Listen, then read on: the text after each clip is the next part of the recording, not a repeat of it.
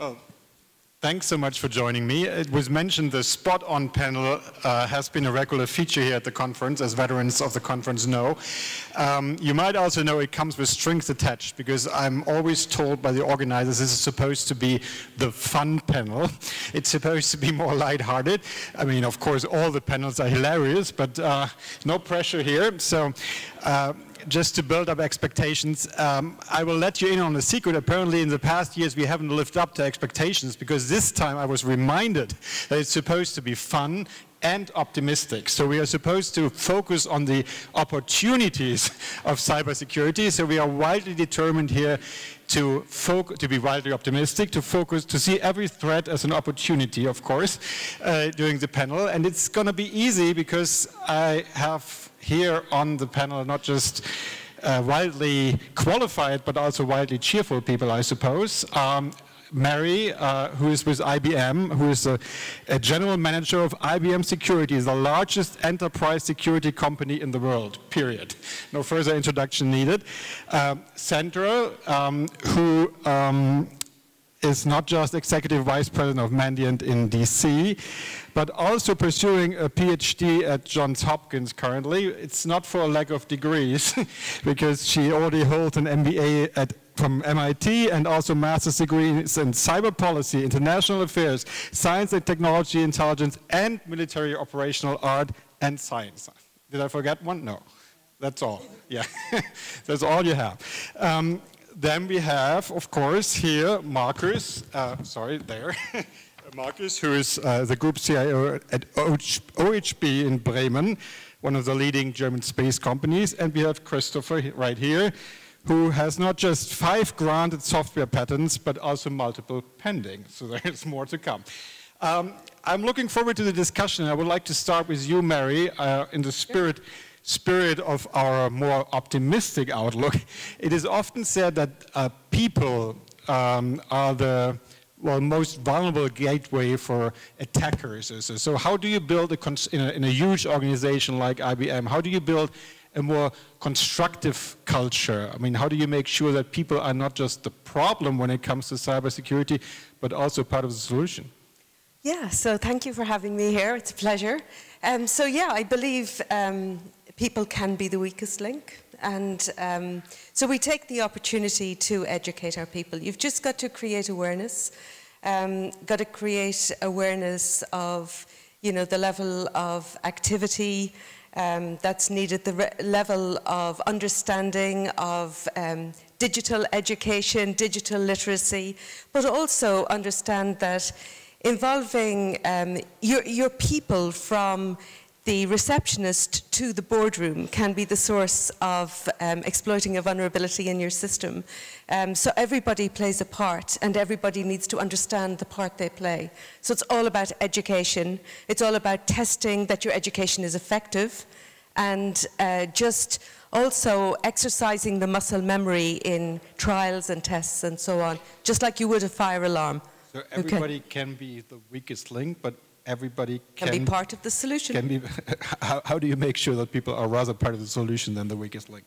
Yeah, you educate them, but then you run your fire drills and you make sure that they've deeply embedded in their muscle memory is how they behave, how they should behave, and how to ensure that they're not the weakest link.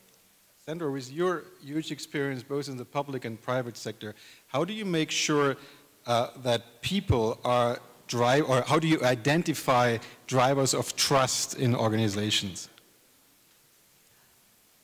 I think that we think about people quite a bit when we think about solutions. And I think that there's limitations to what we can expect through, augmenting or shaping a workforce. Vince Cerf from Google said something very poignant that I think about a lot, which is that there was a time when there were so many telephone operators who were manually connecting calls that it was projected that almost every adult in the United States at some point would have to be a telephone operator to meet that demand. But what we did was we created, direct dial assist. And now we thankfully can have other jobs besides that. So I'm thinking about technology solutions to drive some of these trust issues, not always thinking about the fallacies or the weaknesses that people bring, because they always will bring it, but what innovations and what technology can we put in place that will reduce these workforce shortages, that will make trust architectures more efficient and require less human intervention. I know there are downsides. I know there are ethical questions, and those things obviously need to be part of that. But let's give innovation a chance when we do this. Speaking of innovation, Christopher, not just many patents, but I know that to most people here in the room, the concept of open security is something they are very familiar with. Explain it to cyber idiots like me or other people in the audience that are not aware of what is meant by open security. So actually, I don't really know what you mean by open security when you say it. Well, enlighten us. Well, just the idea that you might work with open security systems that are publicly available. And I think you say open source. Open source. Sorry. Yeah. That's right. So no, if you think about it, so in the world of security, for the longest time, intelligence has been something that is very secret. And it's something that we can generate, if you want, a secure world, a world of trust, and so based on secret intelligence, and MI6 and spies and what have you. I think, and many with me, that there is a new world out there where the most important intelligence is actually collected off the web. It's based on open sources. It's inherently shareable. Historically, intelligence, if I have a secret and I'm going to get it to you, you wrote about all the intel stuff, and people will kill to keep it secret. In the world of open source, we can actually share intelligence. We can develop trust much better. And I think actually being able to deal with sort of fundamentally address cybersecurity through open information, if you want, or open source intelligence is maybe one of those ways we can build a better internet. I like to use the analogy of financial markets. Imagine if we built financial markets based on only secret information. That would be pretty crappy financial markets. They would be full of bad actors trying to take advantage of themselves, or of each other. In financial markets, we have companies like Bloomberg that actually provides information flow. And because of that information flow that is open to most participants in the market, financial markets are largely great. And I think this is a key component we've been missing in, not just in cybersecurity, but in as it relates to the internet, maybe writ large. And that's what we're trying to do at Record Future, be the equivalent of Bloomberg in cybersecurity. How do you encourage particularly companies to be less secretive in that regard? Because, obviously they are often not inclined to share that kind of information. Does it need more public regulation, or does it need more incentives to? It's a great point. So there's been a lot of talk about information sharing here today. And to be honest, 20 years of information sharing has led nowhere. Our internet is worse off today than it was 20 years ago. I could say it in a subtle way. I could say it optimistic here. Yeah, I know, but no, I think I'm optimistic about the future. Okay. So it's literally, the internet has gone worse in 20 years. And as much as we have information sharing left, right, and so on. Because lawyers don't allow you to share information, and any sane person who's been in a bad situation is not going to let you share the juicy stuff either. But if we can build open source intelligence, we can actually address this if it's shared on a common platform. So Markus, to the rescue here. Would you say that everything has gotten worse over the past 2 decades on the internet? From a security standpoint, yes. I think from a usability standpoint, we went through a hyperloop of innovation, maybe. Yeah, everything changed. We have all these social media. We have the influences we have. Just if you look at your kids and at the young generation, yeah, how they deal with information. We gather their information not at Tagesschau or something like that. Yeah, we look at TikTok and we look at the channels. So lots of things changed. Also, information is available to everyone. It's not always good, yeah, because you also have to learn how to deal with this overflow of information. But in general, I think from an information standpoint of view, it became better. However, everything became networked. Yeah, we learned about years ago about this Internet of Things and all these billion of things that will communicate with each other. So from a security standpoint of view, I think it became worse because you have this network effect. We just learned about this Log4j issue, yeah, Whereas one piece of code, just a string, yeah, that hits billions of devices all of a sudden. So it's on one hand a huge chance, on the other hand a huge risk. Or speaking of that, because Mary, just to bring you back into the discussion, I mean, cyberspace is not just one galaxy, it's a galaxy of so many things now, if you think of the Internet of Things. I mean, how can security prevail in that environment? I mean, what do you tell your people? On the one hand, you are trying to build the Internet of Things, and on the other hand, you want more security in that galaxy. I'm kind of going to bring you a little bit back to open. And Chris did say, what do you mean by open? So I'll give you another definition. So I think how you can be optimistic here is security is a team sport. And we heard on all of the other panels about the need for collaboration. The need for collaboration across state boundaries, you know, among organizations, across the various different regions within Germany, and etc.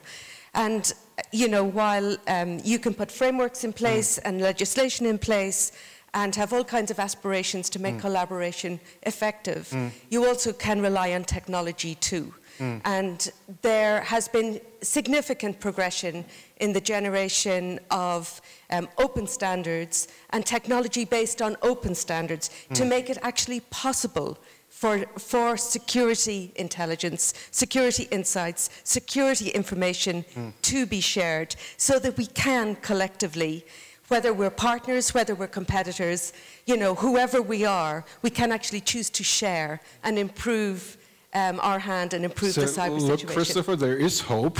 Is that too rosy an outlook? No, there is absolutely hope. The world has become better over the last 20 years, but then at the same time you take TikTok, which is just programming badness straight into people's heads as much. Ooh, it's a new definition of TikTok, yeah. Sandra, what is your take on that? Let's say we're not very fun yet. I just have to say, this panel. Yeah, I know. But we have 29 minutes left, so go ahead.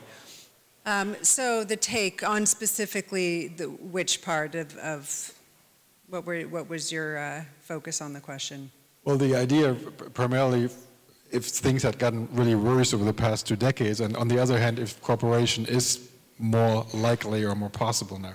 Look, the internet is a tool for us. Yeah. So really it is as good or as bad and as useful or as detrimental as we shape it to be.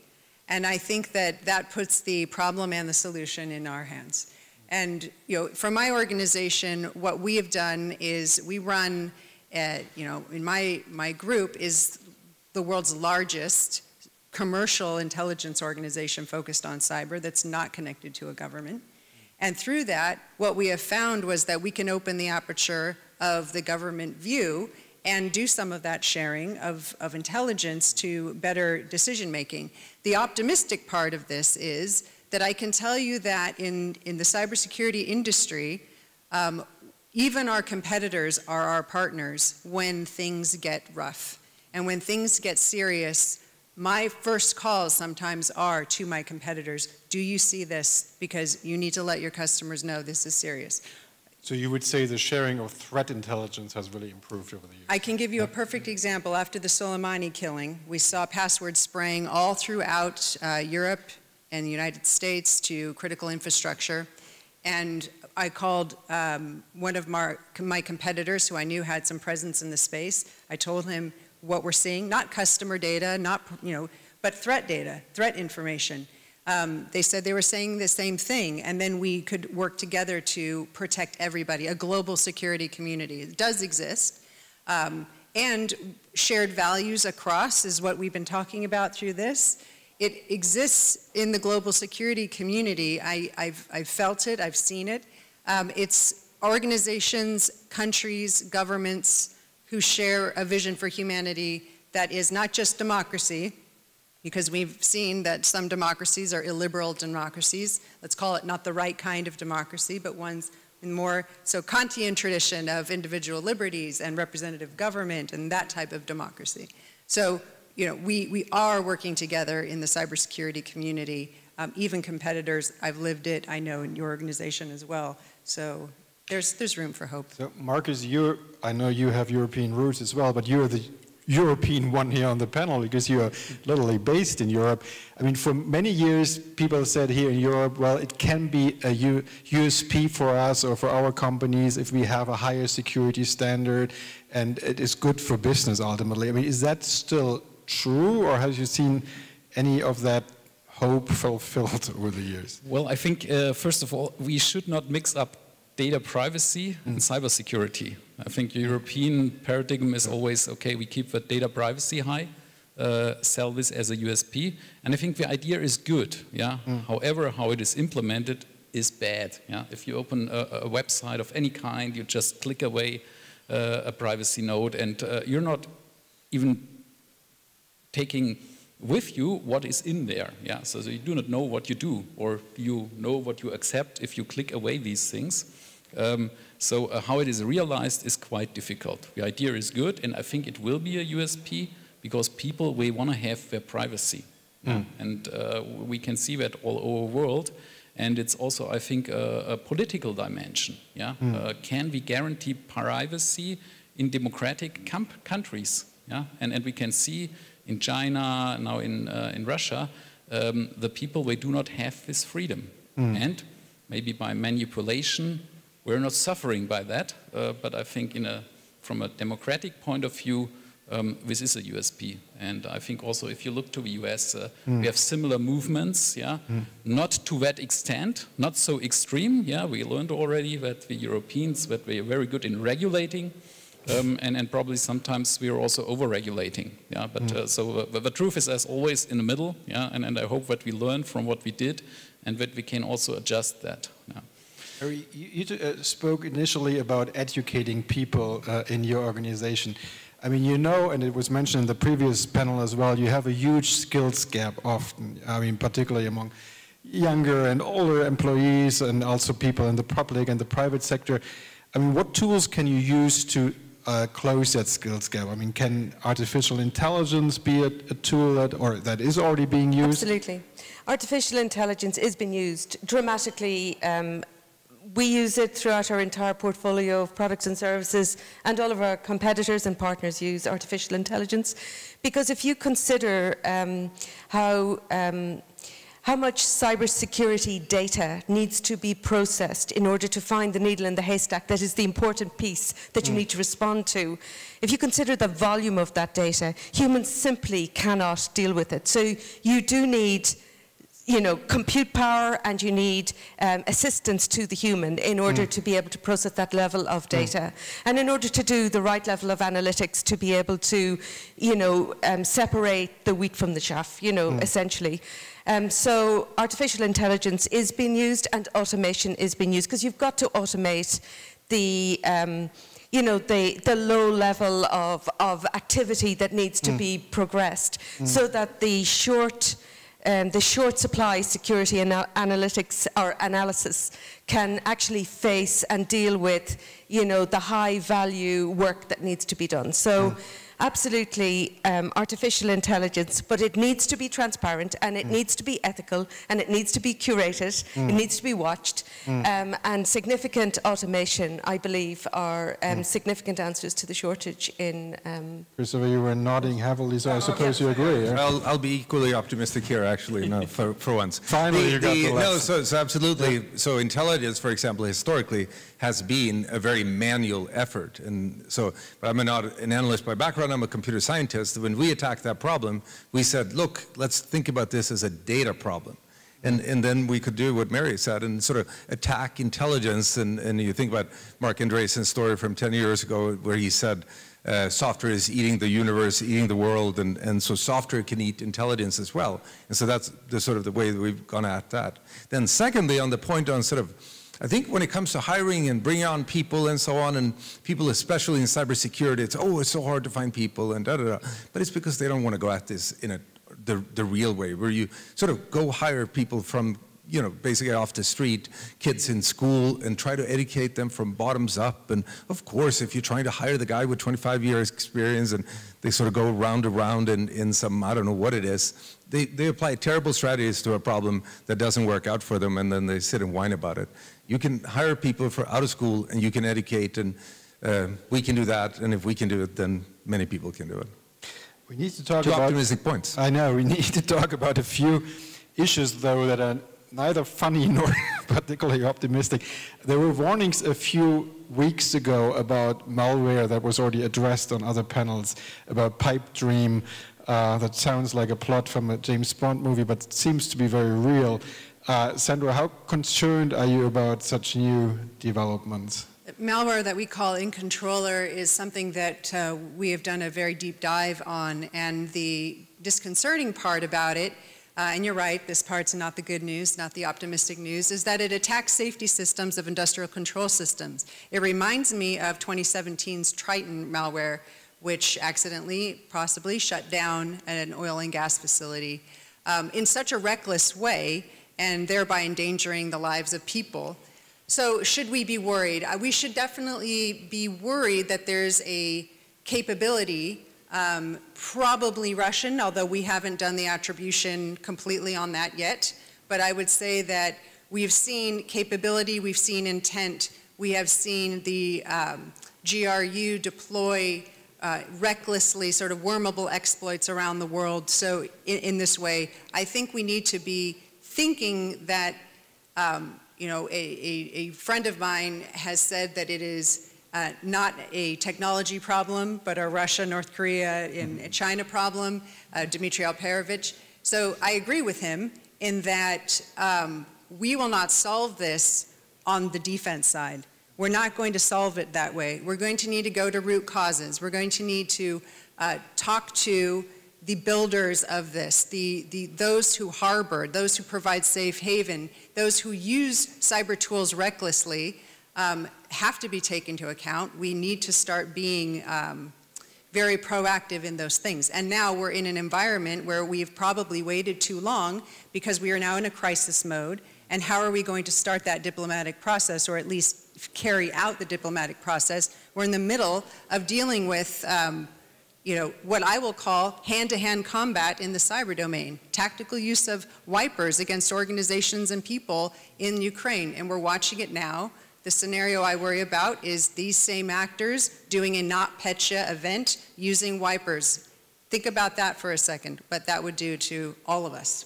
Well, you addressed Russia explicitly, so we need to talk about Russia too, Markus.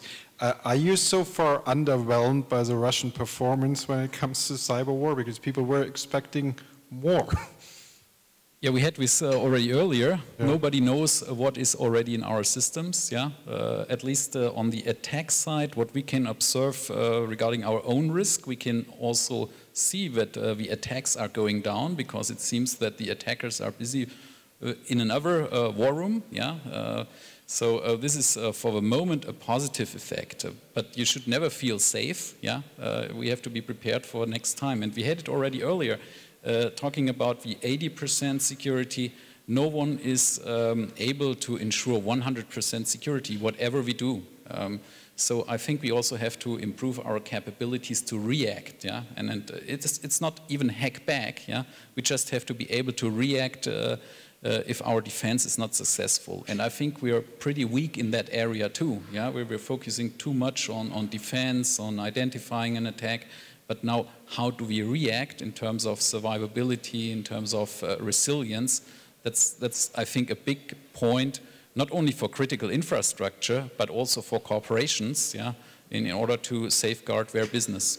To come back to our panel's topic, building trust and security, when we talk about Russia, which is an important factor in this whole equation, I mean, how do you, I mean, let's say 2 or 3 years from now, how are we going to rebuild trust with Russia in the cyberspace community?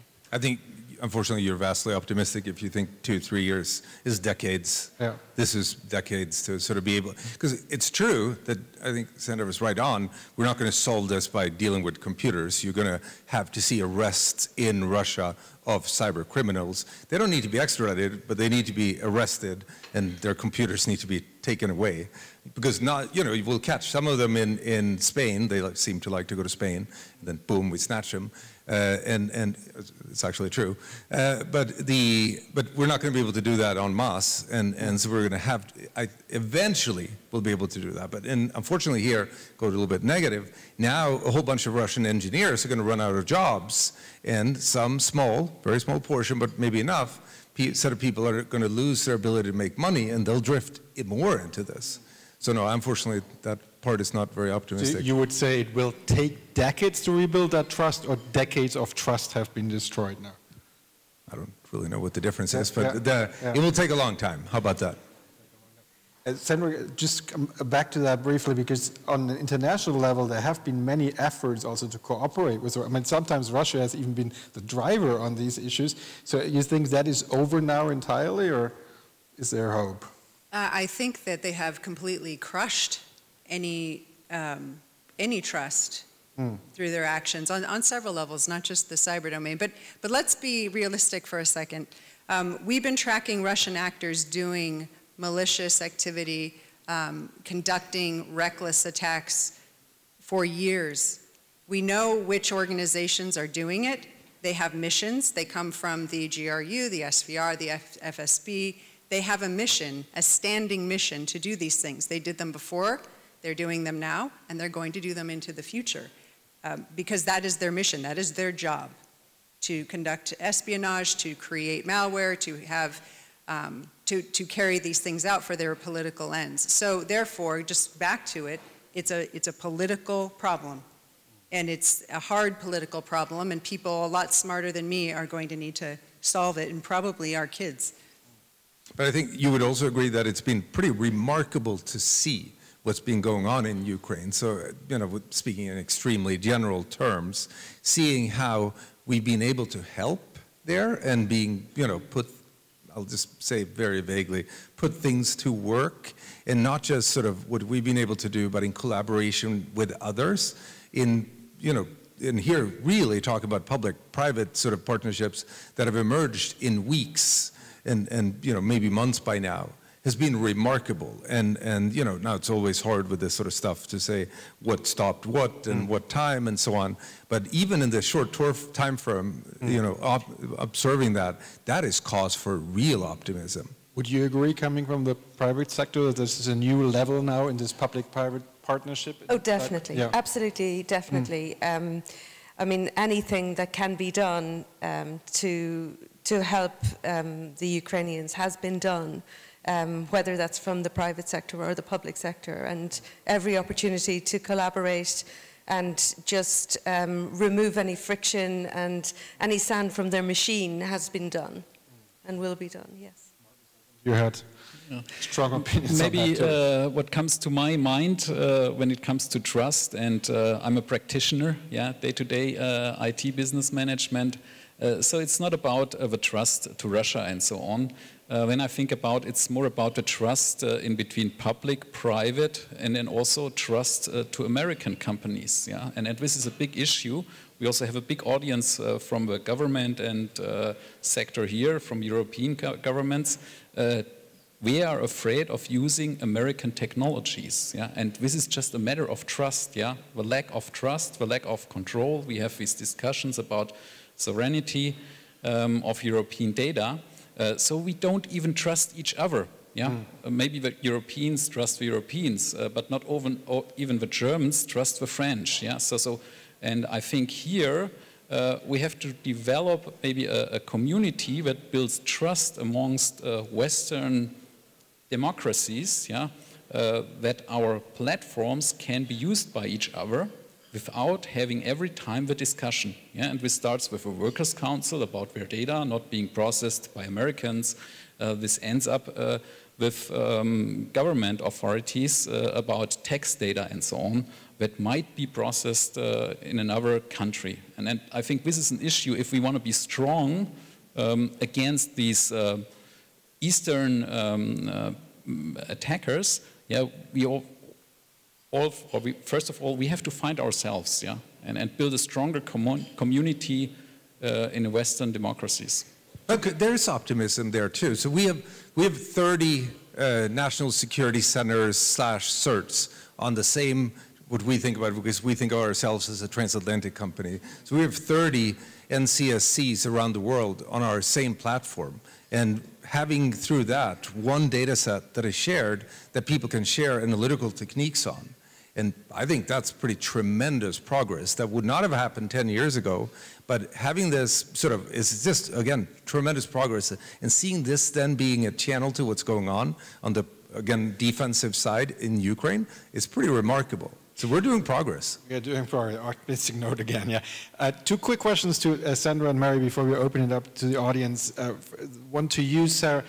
Sandra, do you think this current crisis that was described by Markus, is that a sea change when it comes to trusting each other, particularly on a transatlantic level? Because you see that alliance in a way now in Ukraine. Well, I think it's certainly created a sense of urgency around sharing.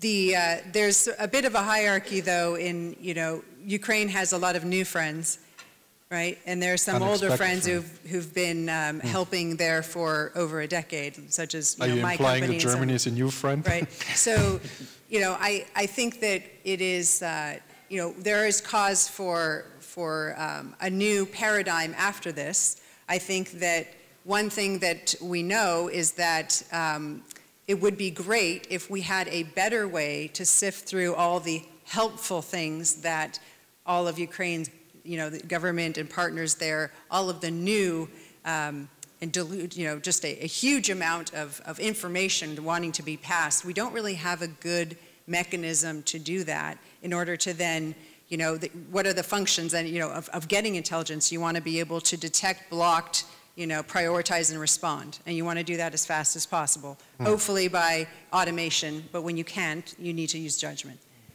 So is it a new day in trust and all that? I think it's an urgent time. And we should learn a lesson here for the next time that, I don't know, another autocratic government tries to take over a territory in its space, that maybe we will find ourselves in the exact same position. Hopefully we've learned something. Mary, speaking of trust, does it undermine trust in American companies, particularly in Silicon Valley companies like Google, Amazon, others? So if they are sometimes seen as warriors too, because they are engaged in cyber war activities or do research in these areas, it's not a new development, of course, it didn't just happen. But do you see that as a problem in the medium term? Well, I think, trust is earned, and trust is earned by behavior, consistent behavior over a period of time. And, all of these major organizations, and I'm not going to talk about any of them individually, they earn trust or they do not, based on how they behave and how they operate. And I just feel that, transparency and ethical behavior and that demonstrated over a period of time is what will determine whether you're trusted or not. I think you're so right. That's 100%. So I started my company. We had Google and In-Q-Tel as an investor. We had Teresa Shea on the board, who you've probably written about. Sir Alex Younger is on the board. So it's in one level as American, blah, blah, blah, and the whole sort of thing as you could. But at the same time, we work with 30 countries at the national level. We speak 40 languages at the company. And if you sort of develop A, trust, and B, act in, not the sort of classic American sort of way, it's absolutely doable. Thanks so much, dear panel. My takeaway is that the past 20 years have been rough, but the next 20 years are going to be even rougher. But we will remain cheerful. Thanks for that, and a big shout out to our panel. Thank you.